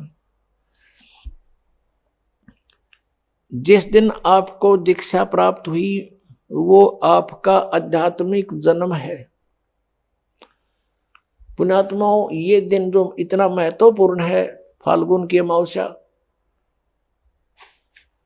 सन 1988 को यही फाल्गुन की अमावस्या के दिन दास को उपदेश प्राप्त हुआ था मेरे पूज्य गुरुदेव परम पूज्य स्वामी रामदेवानंद जी महाराज से। और पुण्यात्माओं, अगर वो दिन मुझे प्राप्त ना होता तो आज आप भी दुखी रहते, वंचित रहते, और दास का भी जीवन नष्ट हो जाता। अब वो दिन इस जिंदगी में भूला नहीं जा सकता। तो उस उपलक्ष्य में ये ज्ञान, ये समागम हो रहा है। तो जिस तरह दास को ये ज्ञान हुआ, और ये दास पहले यही डले ढो रहा था, लोक वेद के आधार से भक्ति कर रहा था, पीछे लग गया जाऊं था मैं लोक वेद के साथ, रस्ते में सतगुरु मिले है दीपक दे दिया हाथ। तो दास भी यही लोक वेद के आधार से बाबा श्याम जी की जय हो, बाबा श्याम जी के पुजारी, और फिर हनुमान जी के पुजारी। 25 वर्ष तक दास ने हनुमान जी का व्रत रखा, मंगलवार का हनुमान चालीसा 7 बार प्रतिदिन कंटिन्यूस करना।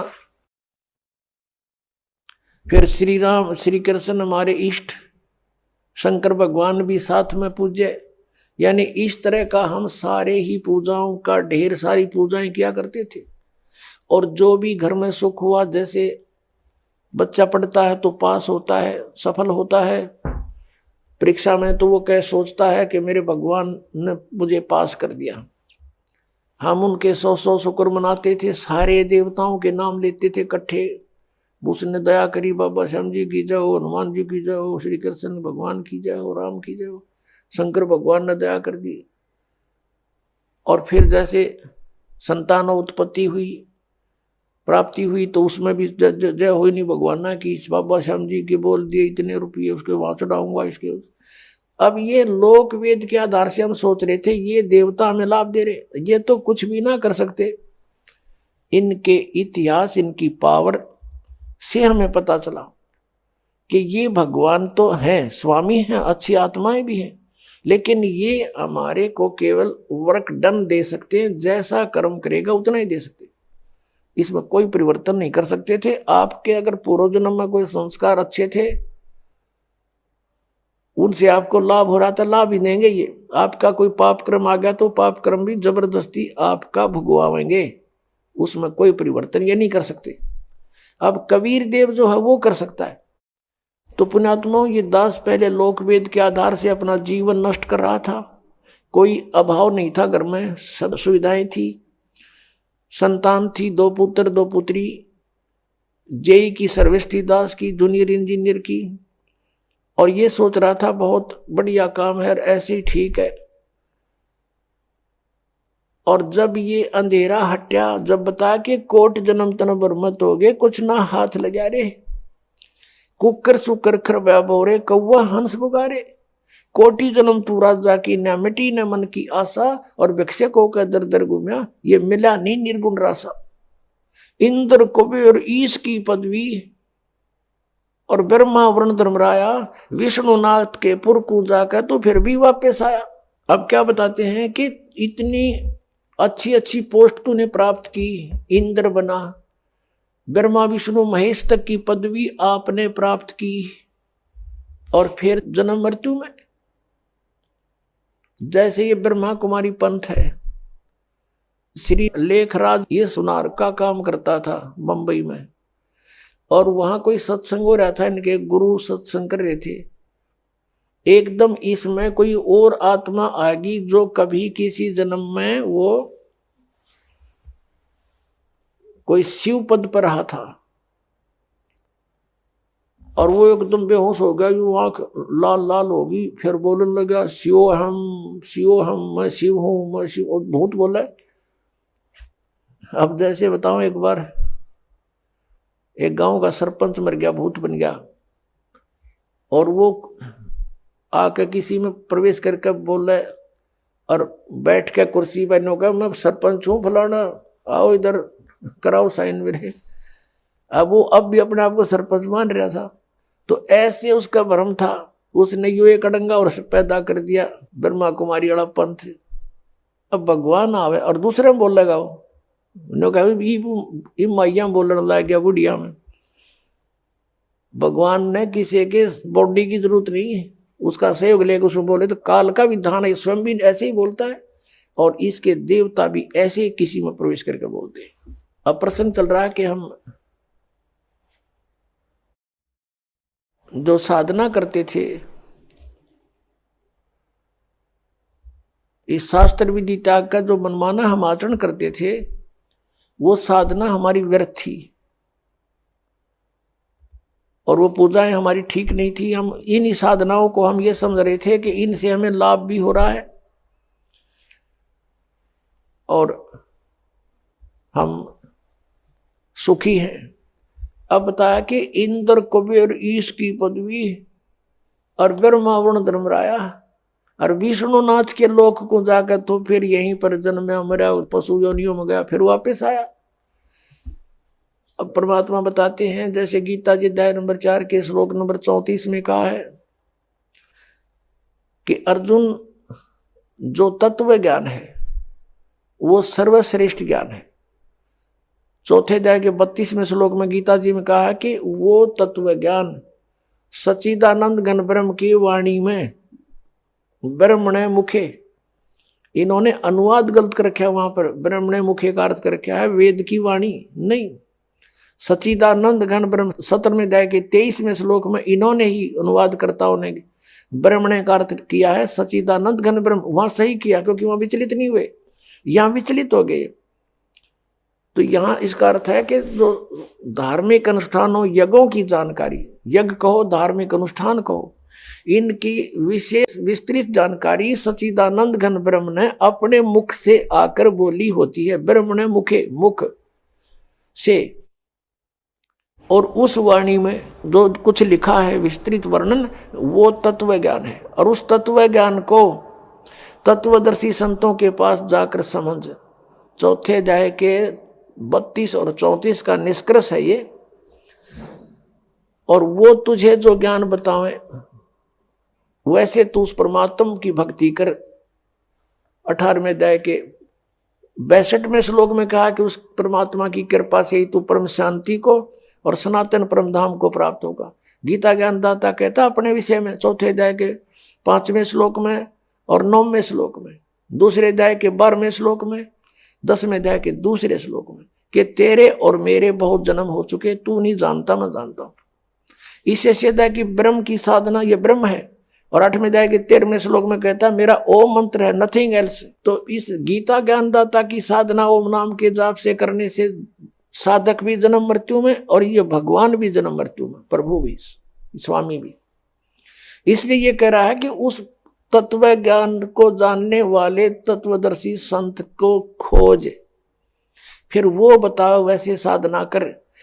15वें अध्याय के 1 से लेकर 4 में स्पष्ट किया है कि तत्वदर्शी संत वो होगा जो उल्टे लटके संसार रूपी वृक्ष के सभी विभागों को पत्तों सहित बता देगा, जानता है। उसके पश्चात परमेश्वर के उस परम पद की खोज करनी चाहिए। 15वें अध्याय के 4थे श्लोक में कहा है उस परमेश्वर के परम पद की खोज करनी चाहिए, जहां जाने के बाद साधक फिर लौटकर कभी संसार में नहीं आते।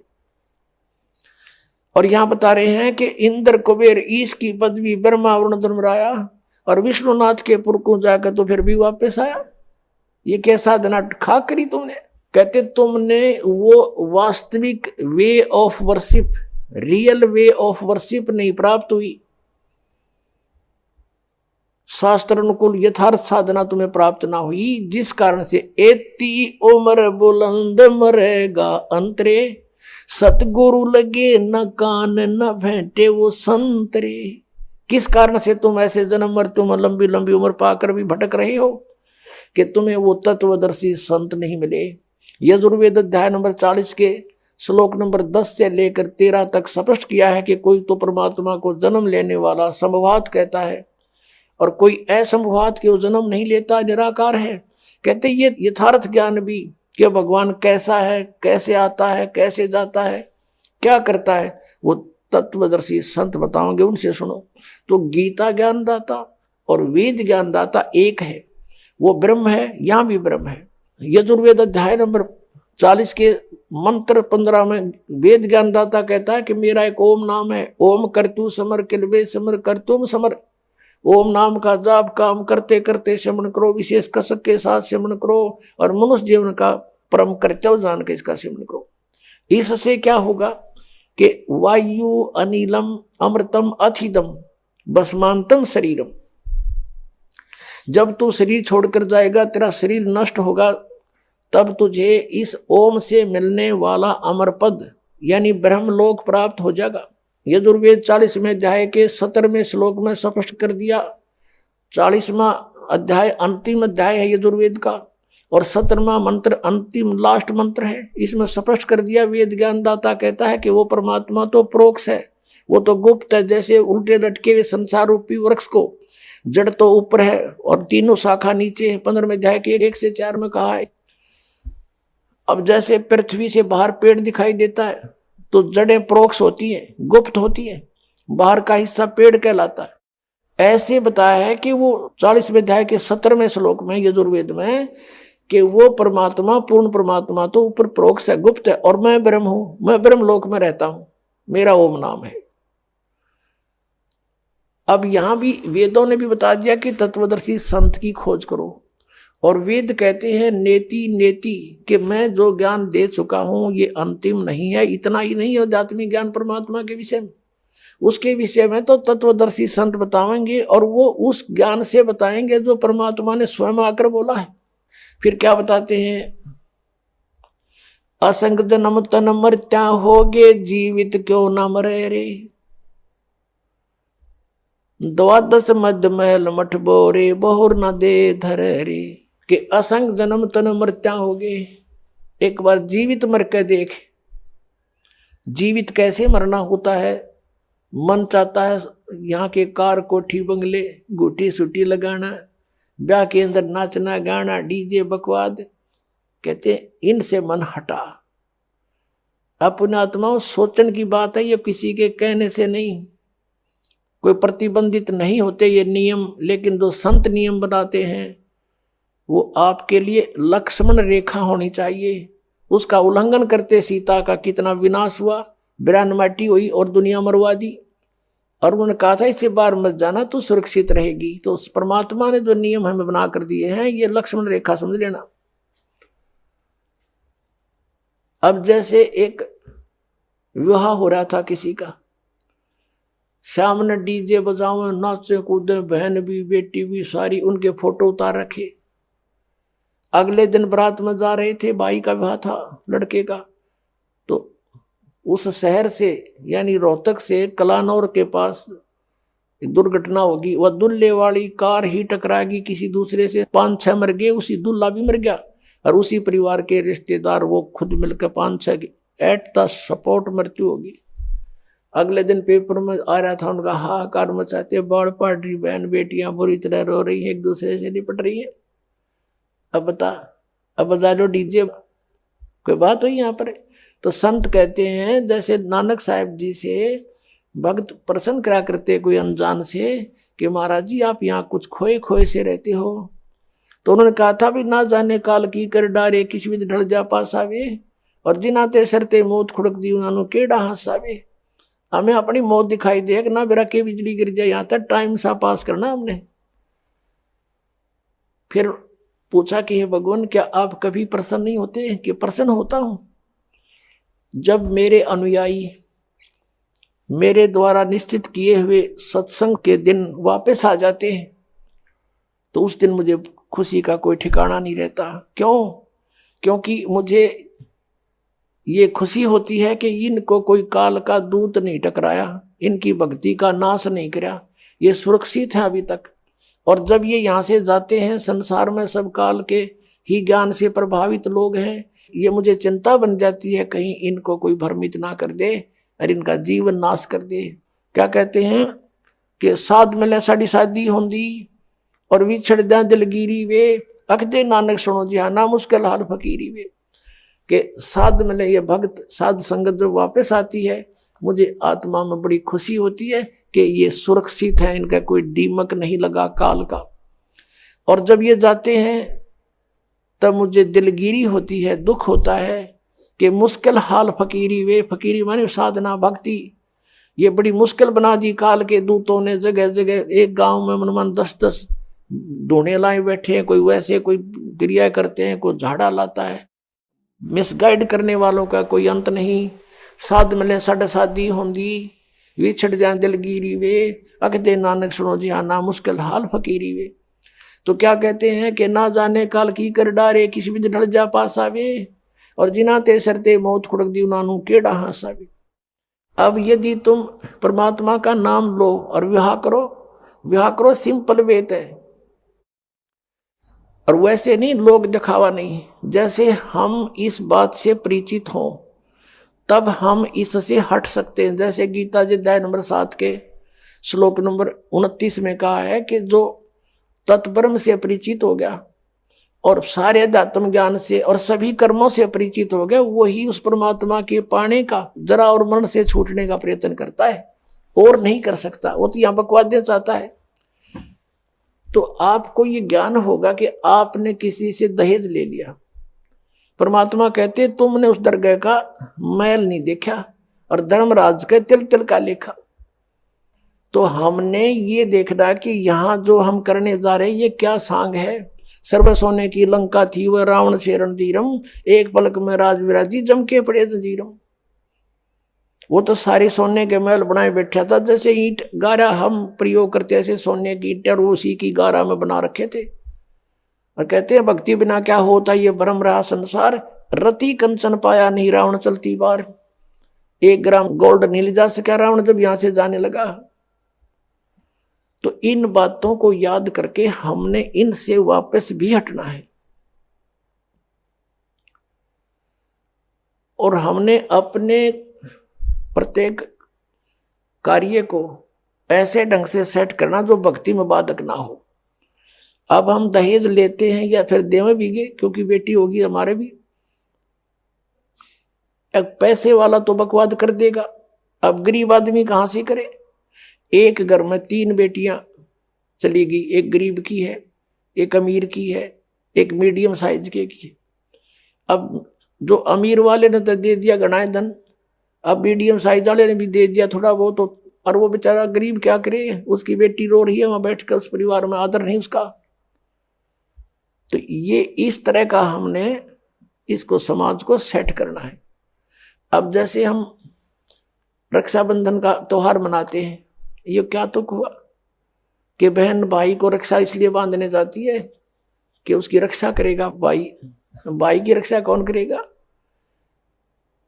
एक बहन कह रही थी कि मैं रक्षाबंधन के दिन गई अपने भाई को बांधने के लिए, रक्षा सूत्र इंतजार कर रही थी। पता लग गया कि कहीं कामवश गए हैं, मोटरसाइकिल पर गए हैं। कुछ देर के बाद पता चला कि उसकी मृत्यु होगी, उसका शव लेकर आ रहे हैं। जिस भाई से मैं अपनी रक्षा के लिए गई थी उसकी रक्षा भी नहीं हो पाई, वो अपने नहीं कर सका। तब उसने ज्ञान हुआ, तब वो कहती है कि सचमुच हम कति भूल में थे। अपने भाई को भी कहा बेटा भाई आ जा, तू भी भगवान का राखी बांध और मैं भी बांधू, यानी नाम लो और ये रक्षा सूत्र आपका सदा साथ देगा, भाई का भी बहन का भी। और बेमतलब बातें कर रखी। उस रक्षाबंधन के दिन किसी का भाई नहीं है तो रोती है कोने में बैठकर वो बहन। फिर ये बात का सिस्टम, जिस बहन का भाई नहीं है वह दूसरों के मुंह की तरफ देखती है, कौन आएगा हमारे घर। तो पुण्यात्माओं, ये बेमतलब की बकवाद, ये जग की रीत से हमने वापस हटना है और अपने जीवन को नए सिरे से सेट करना होगा। यदि भक्ति करना चाहते हो, समाज के भाव में बहना है तो नो प्रॉब्लम, आप कुछ भी करो, वो आपकी मर्जी, लेकिन भक्ति नहीं चलेगी। तो इस प्रकार हम इन क्रियाओं से भी सावधान होना है, अपने आप को बचा के रखना है, तब हमारी भक्ति प्रफुल्लित हो। फिर क्या बताते हैं कि असंग जन्म तन मरत्या होगे और जीवित क्यों ना मरे रे। एक तो ये जीवित मरना, इस ज्ञान आधार से सब बकवादें छोड़ देंगे। जिस समय ये दास गांव गांव में घर घर में जाके पाठ करते थे 3 दिन का, यानी 500 यज्ञ करते थे फ्री ऑफ कॉस्ट, किसी से कोई पैसा नहीं लेता था, क्योंकि दास सर्विस करता था। और जैसे सैटरडे संडे की छुट्टी होती थी उनमें जाकर के लाभ उठाता था। तो उस समय क्या होता था, हम सत्संग कर रहे होते थे, होली ये फाग आ जाता था, हम तो सभी वो परिवार भी जिसने उपदेश ले रखा, हम अपना आराम से भगवान का पाठ कर रहे हैं, अपना मंत्र जाप कर रहे हैं, और गांव वाले जैसे जो भगवान के मार्ग पर नहीं लगे हैं, और वो क्या करें, कीचड़ छाव एक दूसरे को मुंह पर फर, किसी का पिचकारी मारे। कोई गांव में तो और सिस्टम है, कोरडा बना लेते हैं घंटर सा, वो मारे एक दूसरे का हैं, और लाल लाल मुंह कर रखे बांदर कैसे सारे, कोई गारा में पड़ा है, कोई घुट्टी लाई नो करता फिर रहा है, और हम बैठे भगवान का आनंद ले रहे हैं अपने कवाड़ बंद करके कि हमें डिस्टर्ब ना कर दे। तो इस प्रकार जो आनंद परमात्मा के मार्ग में है, इस भक्ति में है, इन बकवादों में नहीं हो सकता। तो इस तरह की हमने नहीं करना, क्योंकि हम यहाँ के वासी नहीं हैं और यहाँ सुख नाम की चीज नहीं है। आज हम खुशी मना रहे, 1 मिनट में ना जाने के बिजली गिर जाए।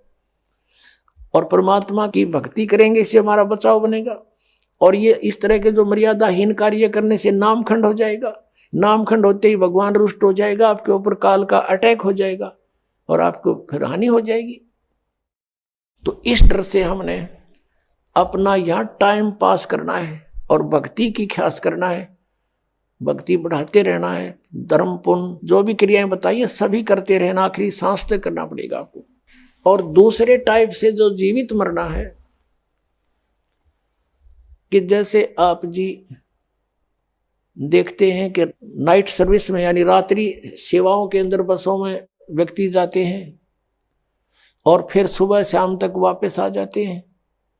वो नाइट सर्विस में किस लिए जाते हैं कि उनको बहुत आवश्यक कार्य होता है और शीघ्र करने के लिए ही वापस आने के लिए गए होते हैं कि शाम तक लौट आऊं। और ऐसे ही एक रात्रि सर्विस में गया, रास्ते में एक्सीडेंट हो गया, वापस आना था, इतनी शीघ्रता थी उसको, इतना आवश्यक कार्य था कि वापस आना था उसको, और दुर्घटना मृत्यु होगी नाइट सर्विस में। अब वो कहाँ गई वो शीघ्रता, कहाँ गए जिसके लिए पंजे ना टक्के थे, वो क्या ले गया साथ में। तो आप जी ये सोच लीजिए, जब सतलोक आश्रम बरवाला की तरफ सत्संग निकट आवर चलना चाहो तो न्यू सोच लो हमारी मृत्यु होगी आज और इब्बा होगी, और आ जाओ यहाँ पर सत्संग सुनो, 3-4 दिन फ्री ऑफ माइंड रहो, एक दूसरे से भगवान की चर्चा करो, या और बकवाद मत बतलाना, ये खास रखना। परमात्मा रुष्ट हो जाएगा, ठीक है, कोई मित्र रिश्तेदार मिलता है, बातें करो गृहस्थी की थोड़ी बहुत देर के लिए, फिर अपना मालिक की चर्चा शुरू करें, कोई ज्ञान उससे सुने, कभी आप सुनावे, फिर मंत्र करने लग जावे। सब सुविधाएं भगवान ने आपके लिए दे रखी, इन दासों के द्वारा आपको सारी व्यवस्था करवा के दी जाती है।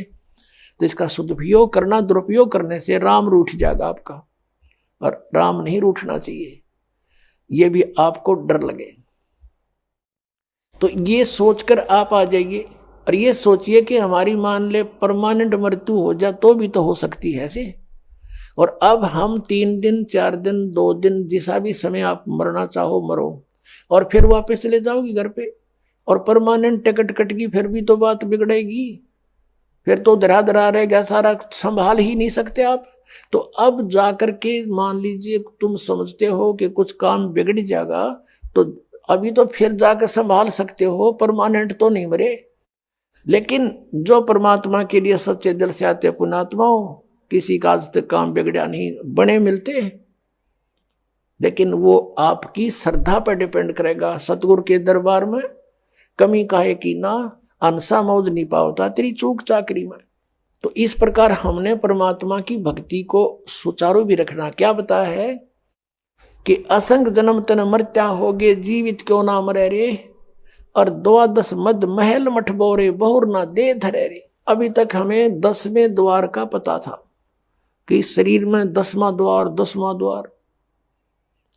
पुण्यात्माओं, ये जो 10वां द्वार है ये एक ब्रह्मांड का रास्ता है। और आपने ये भी सुना होगा कई बार, क्योंकि जो भक्ति मार्ग में लगे उन्हें सब तरह के साधक संत टकराते हैं।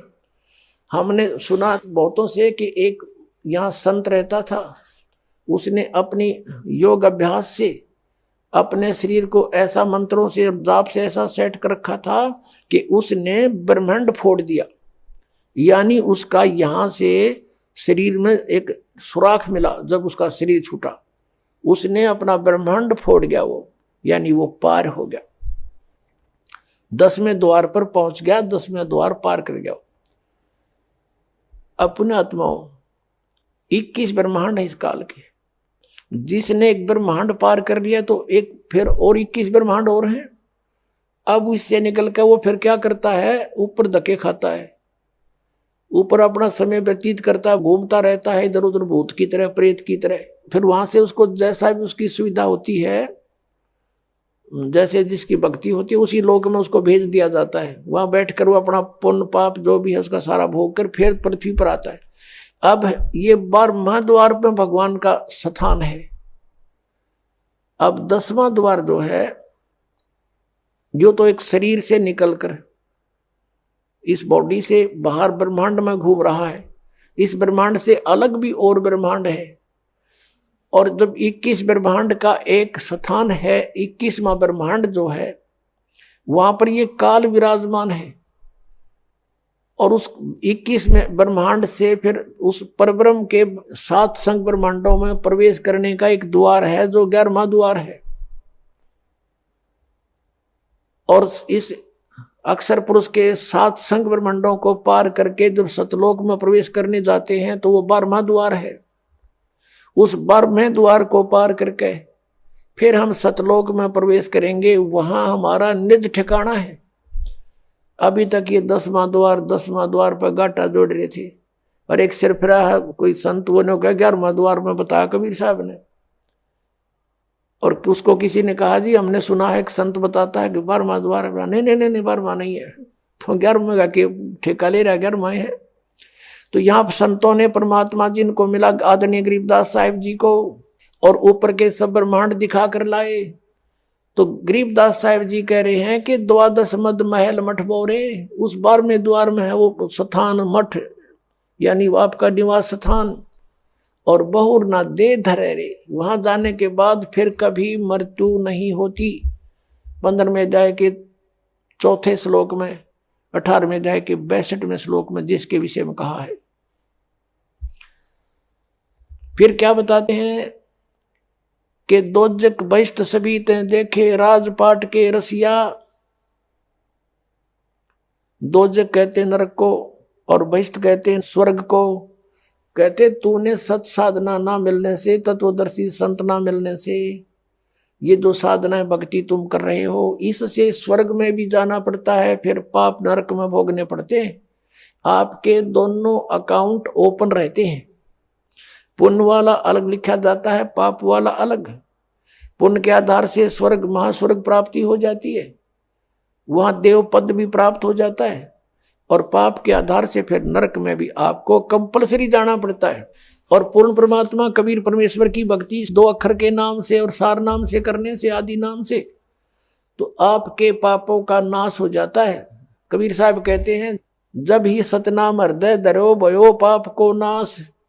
और जैसे चिंगारी अग्नि की वाई पड़े पुराने घास, आपके युगों युगों के संचित कर्म आपके अंतःकरण में लिखे हुए हैं और धर्मराज के दरबार में वो सुरक्षित हैं। उन्हीं के आधार से वो आपके प्रारब्ध बनाकर भेजता है। पुण्य जिसके ज्यादा है, पाप कम है, या पाप ज्यादा है पुण्य जैसे हैं, उसी आधार से आपके जीवन में पुण्य और पापों का संयोग करके आपका एक जीवन दिया जाता है। तो पुण्यों के आधार से आपको सुख मिलता है, पाप के आधार से आपको कष्ट। आपदाएं आती हैं। तो परमात्मा जब आपके कष्ट काट देगा आपके प्रारब्ध कर्म के, तो सुख है, सुख शेष रहेंगे, वो पाप नहीं आपको भोगने पड़ेंगे। तो क्या कहते हैं कि जब ही सतनाम हृदय धरो, ये 2 अक्षर का नाम, भयो पाप को नाश, और जैसे चिंगारी अग्नि की भाई पड़े पुराने घास। आपके ढेर सारे, चाहे लाखों टन पड़ा हो सूखा घास, एक माचिस की सीख जलाकर उसमें डाल दीजिए, सबको सवा कर डालेगा, राख बना देगा। चलेगी हवा वो उधर की उधर, पता नहीं कहाँ की कहाँ राख जाएगी, वो फील्ड क्लियर हो जाएगा। तो क्या कहते हैं, जब ही सतनाम हृदय धरो, भयो पाप को नाश, और जैसे चिंगारी अग्नि की भाई पड़े पुराने घास, ऐसा नाश कर देगा भगवान। तो क्या कहते हैं, दोजक नरक बहिष्ठ स्वर्ग, दोजक बहिष्ठ सभी तय देखे, राजपाट के रसिया। इस राजपाट के सुख को भोगने वाले, इसमें आसक्त अज्ञान प्राणी, और 3 लोक से तरपत नाही, ये मन भोगी खसिया। इस मन की ऐसी गंदी आदत है, इसको 3 लोक भी दे दे तो भी इसकी संतुष्टि नहीं।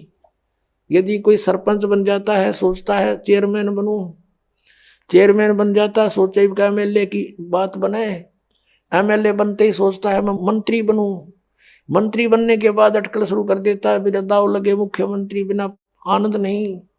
मुख्यमंत्री बनकर सोचता प्रधानमंत्री बनो, इतने टिकट कट जाए, फिर गदा संतरी बने। तो परमात्मा कहते हैं कि 3 लोक से तरपत नाही, ये मन भोगी खसिया। 3 लोक दे दे तो भी इसकी संतुष्टि नहीं। अब क्या बताते हैं, सतगुरु मिले तो इच्छा मिटे, यानी संत मिले तत्व ज्ञान दें तो ये बीमारी हटे जिसके लिए हम जीवन नष्ट कर रहे हैं। सतगुरु मिले तो इच्छा मिटे, पद मिल पदे समाना, चल हंसा उस लोक पठाऊं जो आदि अमर अस्थाना। यानी सतगुरु मिलेंगे तो ये तत्व ज्ञान बताएंगे, इससे हमारी इच्छाएं हटेंगी, इन बकवादों की तरफ नहीं जाएंगे। इंद्र दाराज कागदा बेष्टा ना भोगा इंद्राणी नू। जब हमें उस तत्व ज्ञान से परमात्मा के सतलोक के सुख का ज्ञान हो जाएगा, यहाँ की किसी वस्तु में आपकी इच्छा नहीं रहेगी। और यहाँ के स्वर्ग के राजा के राज को भी काग की बीट के तुल्य आपकी आत्मा मारने लग जाएगी। अंतःकरण में ऐसा आपकी भावना बन जाएगी, यह सच्चाई है। जब इंद्र का राज भोगकर फिर गदा अपना आग लगे इसे राज के, तो अपने आप आत्मा स्वीकार करेगी, ये मन हट जाएगा, आपको छेड़ाछाड़ी नहीं करेगा फिर, क्योंकि आत्मा जाग जाएगी। अभी तक हम ये मन बकवाद करके यही फंसाए रखता है कि सतगुरु मिलेंगे तो यह इच्छा मिटेगी, और पद मिल पदे समाना। पद के 2 अर्थ यहां पर है। एक तो जैसे गीता जी अध्याय नंबर 15 के श्लोक नंबर 4 में कहा कि उसके पश्चात तत्वदर्शी संत मिल जाए, जब परमेश्वर के उस परम पद की खोज करनी चाहिए, जहां जाने के बाद साधक फिर लौटकर संसार में कभी नहीं आते, और जिस परमेश्वर ने सब ब्रह्मांडों की रचना की है। और गीता ज्ञानदाता कहता और की भक्ति नहीं, केवल उसी की साधना करो, तो वो परम पद मिलेगा सतलोक। और पद मिल पदे समाना, यानी दूसरा पद वे ऑफ वर्शिप, पद्धति, पूजा की जो सत साधना है भक्ति की, उस पद मिल पदे समाना। जब सही भक्ति का मार्ग, वो 2 अक्षर का नाम मिल जाएगा, सतनाम, जिसमें एक ओम है, एक तत्गुप्त है, और आदि नाम मिलेगा, तब तुम्हें मोक्ष होगा। इन 5 नामों से मोक्ष नहीं, अन्य लाभ यहाँ संसारिक हैं बस। और वो 5 नाम नहीं है जो निरंकार ओंकार, ये नहीं, ये तो यूजलेस है। तो क्या बताया कि वो सही पद्धति, वो सही पद आपको मिलेगा भक्ति का मार्ग। तो उस पद मिल पदे समाना, उस सत साधना की प्राप्ति के उपरांत आपको वो परम पद मिलेगा, जहां जाने के बाद फिर लौटकर संसार में साधक नहीं आते। जरा और मरण सदा के लिए आपका समाप्त हो जाएगा। और ये कैसे होगा? पद मिलने से, पद्धति मिलने से, वे ऑफ वर्शिप ठीक होने से। पद मिल पदे समाना। फिर क्या बताते हैं? चल हंसा उस लोक पठाऊं जो आदि अमर अस्थाना, यानी आदरणीय गरीबदास साहब जी कहते हैं, जिनको परमात्मा मिले थे छुडानी गांव में, सतलोक से चलकर आए थे और उनको ऊपर लेकर गए थे, सब ब्रह्मांडों की सती थी, अपनी समर्थता से उनको परिचित करवाया था। और फिर उनको वापस छोड़ दिया था उनकी बॉडी में। आदरणीय गरीबदास साहिब जी गांव छुडानी, जिला झज्जर, हरियाणा में उनका जन्म हुआ था। 10 वर्ष के बालक थे। परमात्मा उनको निकाल कर ऊपर ले गए थे, आत्मा को, जीवात्मा को, और शरीर नीचे रह गया था। 5-6 घंटे लग गए थे। गांव वालों ने सोचा ये मर गया है, अंतिम संस्कार के लिए चिता पर रख दिया था। फिर परमेश्वर ने वापस वो आत्मा भेज दी कि जा, बॉडी का नाश करवा देगा काल। तुरंत आगे उठकर फिर ये ज्ञान बोलने लगे। वो बता रहे हैं कि उस सतलोक के अंदर क्या सुख है। चल हंसा उस लोक पठाऊं जो आदि अमर अस्थाना, सदा से अमर है, जिसका कभी नाश नहीं होता। शाश्वतम स्थानम। गीता जी अध्याय नंबर 18 के श्लोक नंबर 62 में कहा कि अर्जुन तू सर्वभाव से उस परमेश्वर की शरण में जा। यानी गीता ज्ञानदाता से अन्य है, वो परमेश्वर ब्रह्म है। उसकी कृपा से ही तू परम शांति को और शाश्वतम स्थानम, आदि अमर अस्थान, उस सनातन परम धाम को प्राप्त होगा। और यहां गरीबदास साहिब जी कह रहे हैं कि सतगुरु मिले तो इच्छा मेटे, पद मिल पदे समाना, और चल हंसा उस लोक पठावे जो आदि अमर स्थाना। वहां क्या सुख है। 4 मुक्ति जहां चंपी करती माया होरी दासी, दास गरीब अभय पद पर से वो मिले राम अविनाशी। अविनाशी राम मिलेगा। अपनात्मा यहाँ की जो साधना इस काल सतर की, ब्रह्म सतर की 4 मुक्तियां बताते हैं, और इन 4 मुक्तियों का निर्धारित समय होता है। उसके बाद वो जीव उन मोक्ष को प्राप्त करके, समाप्त करके स्वर्ग महास्वर्ग में फिर दोबारा इस पृथ्वी लोक पर अन्य योनियों प्राणियों के शरीरों को प्राप्त करता है। इंद्र कुबेर ईश की पदवी, ब्रह्मा वरुण धर्मराया और विष्णु नाथ के पुर को जाकर फिर भी वापस आया। ये 4 मुक्ति भी यहाँ नाशवान है यहाँ की। और क्या बताते हैं कि जो सुख तुम्हें इन मुक्तियों से यहाँ प्राप्त है वो सतलोक में सदा बना रहेगा, कभी वो नष्ट नहीं होगा। 4 मुक्ति जहाँ चंपी करती, चंपी माने आपके हाजिर खड़ी रहेंगी, उस सुख का कभी नाश नहीं होता, ह्रास नहीं होता, एंड नहीं है। 4 मुक्ति जहाँ चंपी करती माया होरी दासी, और दास गरीब अभय पद पर से वो मिले राम अविनाशी। अब जैसे आप जी ने गीता अध्याय नंबर 15 के श्लोक नंबर 16 और 17 में 3 पुरुषों की जानकारी प्राप्त हुई।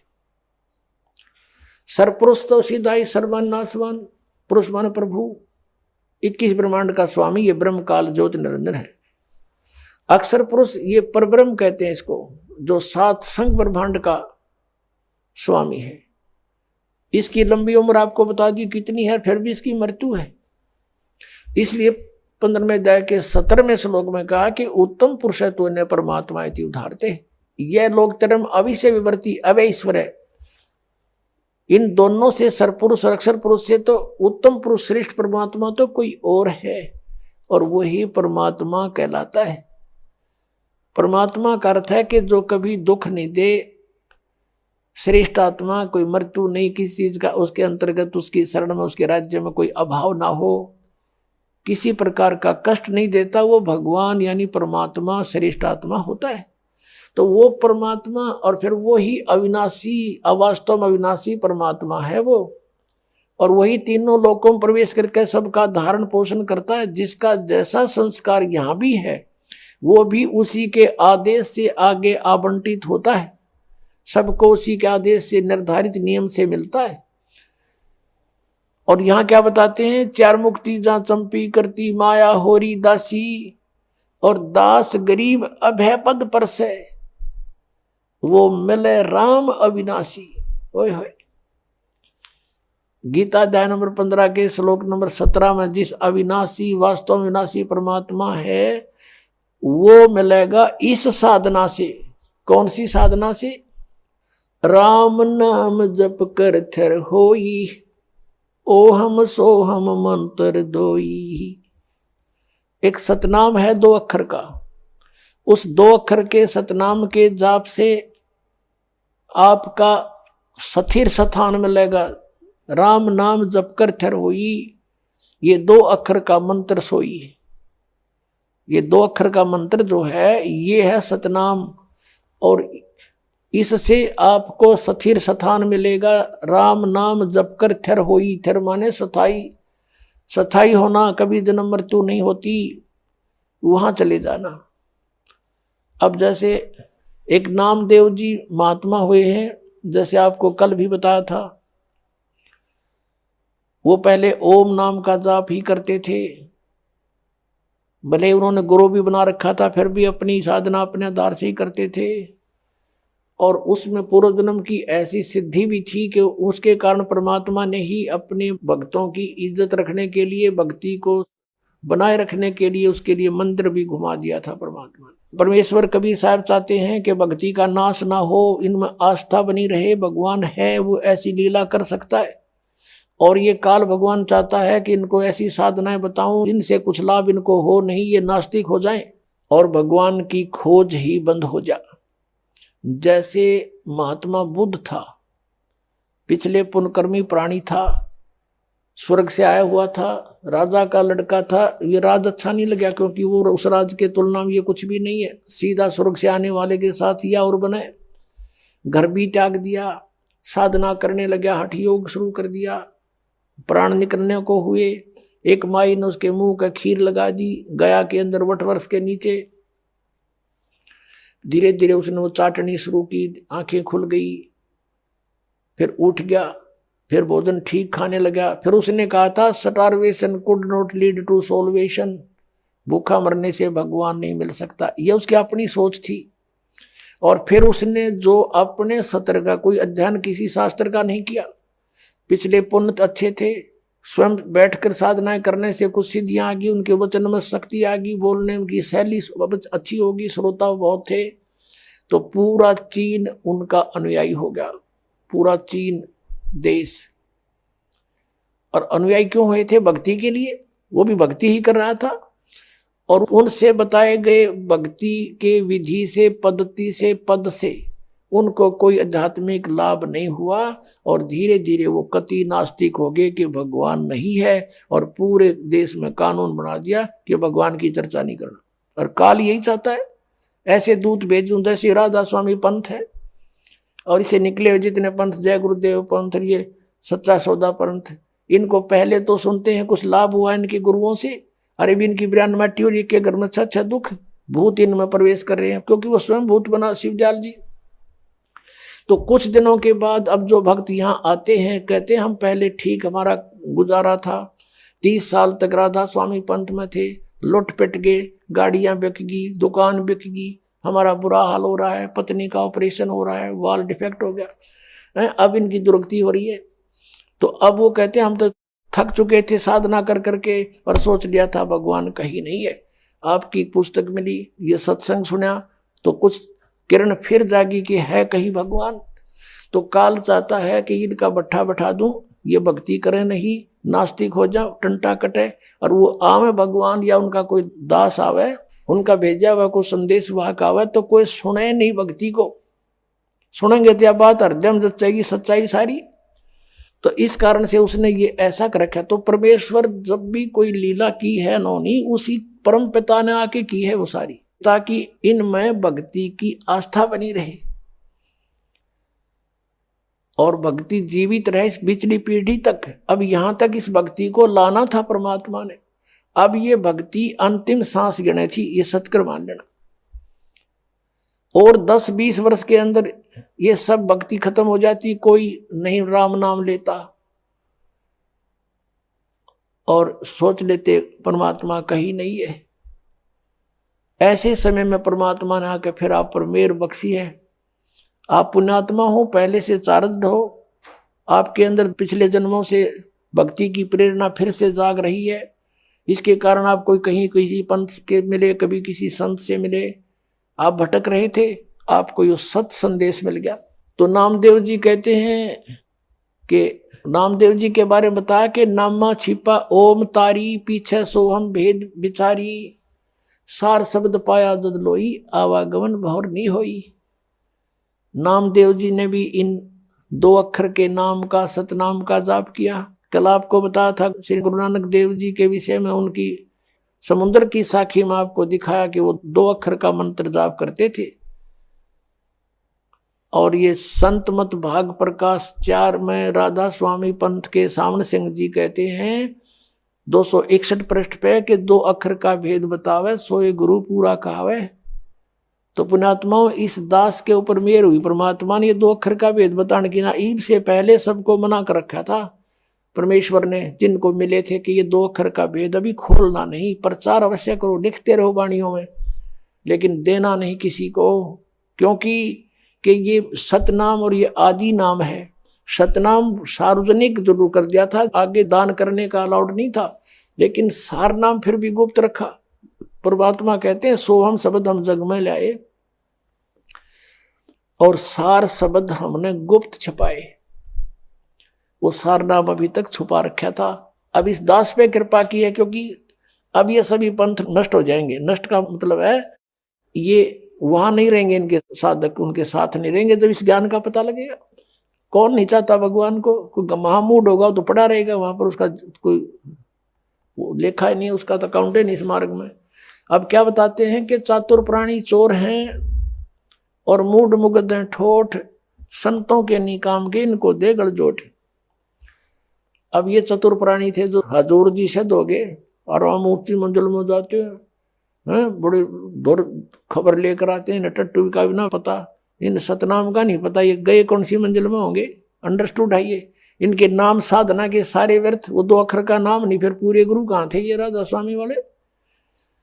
तो पुण्यात्माओं से प्रार्थना है कि परमात्मा ने जो इतना कुछ प्रयत्न किया है, इतने समय तक इंतजार किया है, समझ लो इसको और आ जाओ भगवान के चरणों में, कल्याण हो जाएगा। बोलो सतगुरुदेव।